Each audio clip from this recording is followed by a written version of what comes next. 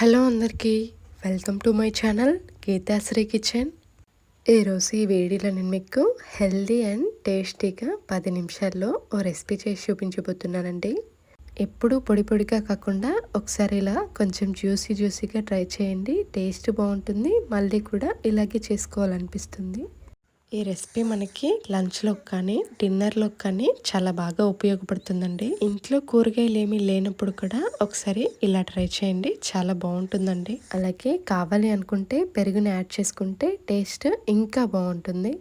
ఇందులోకి ఇలా లైట్గా పెరుగు తగిలించామంటే మనకి చిన్నప్పుడు అమ్మ నాన్న ఇష్టంగా కలిపి పెట్టి ముద్ద గుర్తుకొస్తుందండి. ఇది నోట్లో పెట్టేసుకుంటే ఆహా ఏమి రుచి అనరా మైమరిచి అనే సాంగ్ గుర్తొచ్చిందండి నాకైతే. ఇంక లేట్ చేయకుండా ప్రాసెస్ ఏంటో చూద్దాం రండి. ముందుగా ఒక గిన్నె తీసుకొని అందులోకి 1 గ్లాస్ వరకు బియ్యాన్ని వేసుకోవాలి. ఇక్కడ నేను నార్మల్ బియ్యమే తీసుకున్నానండి, మీరు కావాలి అనుకుంటే బాస్మతినైనా వాడుకోవచ్చు. ఇప్పుడు ఈ బియ్యంలోకి 2-3 గ్లాసుల వరకు నీళ్లు పోసుకోవాలి. ఇప్పుడు ఈ బియ్యాన్ని 2-3 సార్లు శుభ్రంగా కడిగి తీసుకోవాలండి. ఇలా శుభ్రంగా కడిగి తీసుకున్న తర్వాత ఇప్పుడు ఇందులోకి ఈ బియ్యం మునిగేంత వరకు నీళ్లు పోసుకుని పక్కన పెట్టేసుకోవాలండి. ఇప్పుడు స్టవ్ ఆన్ చేసి కడాయి పెట్టేసుకొని అందులోకి 2 టేబుల్ స్పూన్ల వరకు ఆయిల్ వేసుకోవాలండి. ఆయిల్ లైట్గా హీట్ అయిన తర్వాత ఇందులోకి హోల్ మసాలా దినుసుల్ని వేసుకోవాలి. చెక్క, లవంగాలు, బిర్యానీ ఆకు, జాపత్రి, కొన్ని ఆవాలు, కొంచెం జీలకర్ర, అలాగే ఉల్లిపాయలు కూడా వేసుకోవాలి. అలాగే 1 స్పూన్ వరకు ఫ్రెష్గా దంచుకున్న అల్లం వెల్లుల్లి పేస్ట్ వేసుకోవాలండి. పెద్ద సైజు ఉల్లిపాయని ఇలా చిన్న ముక్కలుగా కట్ చేసి వేసుకోవాలండి. అప్పుడే మనకి చక్కగా ఫ్రై అయిపోతాయి.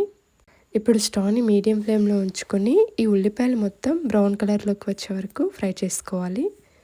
ఎక్కువసేపు ఫ్రై చేసుకోవాల్సిన అవసరం లేదండి, 2 నిమిషాల పాటు ఫ్రై చేసుకుంటే సరిపోతుంది. ఇక్కడ నేను చూపిస్తున్న విధంగా లైట్ బ్రౌన్ కలర్లోకి వచ్చే వరకు ఫ్రై చేసుకోవాలి. ఇప్పుడు ఇందులోకి 4 పచ్చిమిర్చిని ఇలా చీలికలుగా కట్ చేసి వేసుకోవాలండి. అలాగే గుప్పెడు పచ్చి కరివేపాకుని వేసుకోవాలండి. ఇప్పుడు ఈ కరివేపాకు, పచ్చిమిర్చి చిటపట అనేంత వరకు ఫ్రై చేసుకోవాలండి. ఇప్పుడు ఇందులోకి 3 బాగా పండిన నాటు టమాటాలని ఇలా స్లైసెస్ లాగా కట్ చేసి వేసుకోవాలండి.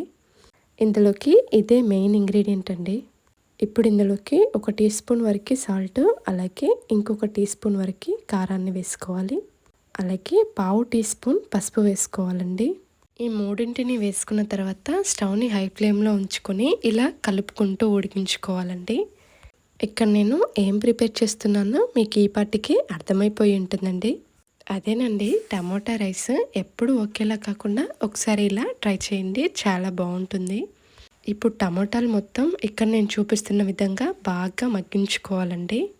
ఈ విధంగా మగ్గించుకున్న తర్వాత ఇప్పుడు ఇందులోకి మనం ముందుగా నానబెట్టి పక్కన పెట్టుకున్న బియ్యాన్ని నీళ్లు వంపేసి వేసుకోవాలండి. ఇక్కడ నేను ఎక్కువసేపు ఏమీ నానబెట్టుకోలేదండి, టమాటాలు మగ్గేంత వరకు మాత్రమే పక్కన పెట్టి వేసుకుంటున్నాను.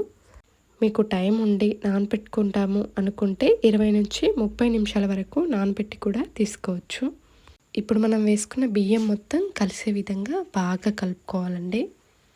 ఈ విధంగా చక్కగా కలుపుకున్న తర్వాత ఇప్పుడు ఇందులోకి ఏ గ్లాస్తో అయితే బియ్యం తీసుకున్నామో అదే గ్లాస్తో 2 గ్లాసుల వరకు నీళ్లు పోసుకోవాలండి. ఇప్పుడు ఇందులోకి కొంచెం కొత్తిమీర, అలాగే కొంచెం పుదీనాను వేసుకోవాలి. ఇప్పుడు మొత్తం అంతా కూడా కలిసే విధంగా కలుపుకొని స్టవ్ని మీడియం ఫ్లేమ్లో ఉంచుకొని మూత పెట్టేసి ఓ 10 నిమిషాల పాటు అలాగే వదిలేయాలండి. ఇక్కడ నేను 10 నిమిషాల తర్వాత మూత తీసి చూపిస్తున్నాను చూడండి.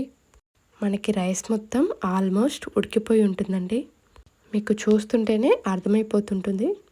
మూత తీసిన తర్వాత స్టవ్ని లో ఫ్లేమ్లో ఉంచుకొని ఇలా 2 నిమిషాల పాటు కలుపుకుంటూ ఉడికించుకోవాలండి. 2 నిమిషాల పాటు ఉడికించుకుంటే సరిపోతుంది. ఆ తర్వాత స్టవ్ ఆఫ్ చేసుకోవాలండి. అంతేనండి, సింపుల్గా టమాటా రైస్ రెడీ అయిపోయింది. చాలా సింపుల్గా ఉంది కదా, ఒకసారి మీరు ట్రై